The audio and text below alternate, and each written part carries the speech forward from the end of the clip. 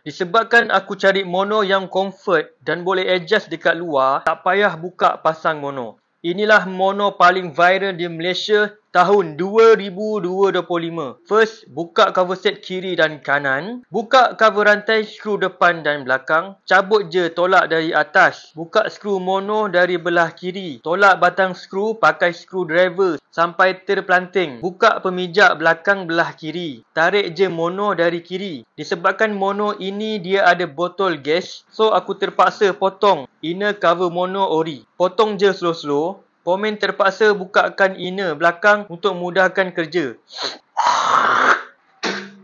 Baki hujung, Pomen potong pakai gergaji sampai tercabut. Pomen cek dulu kedudukan, ada kacau tak mana-mana bahagian. Masukkan skru mono dari kanan dan masukkan nut skru macam biasa. Ketatkan skru mono belah bawah. Pasangkan balik cover rantai. Inilah rupa inner cover mono ori ya. Pasangkan balik cover set belakang kiri dan kanan. Pasangkan balik pemijak belakang. Pomen terangkan cara-cara guna mono. Ini atas hitamnya kelas dengan lembut. Pusing saja. Pusing ikat. Last aku suruh Pomen buat je lah. Sebab aku malas nak belajar dan buat sendiri dekat rumah. Hihihi. Aku minta Pomen buat mono aku turun laju, naik slow. Pomen try bumping. Pomen adjust guna Allen key. Okey, inilah hasilnya. Sekian cerita aku.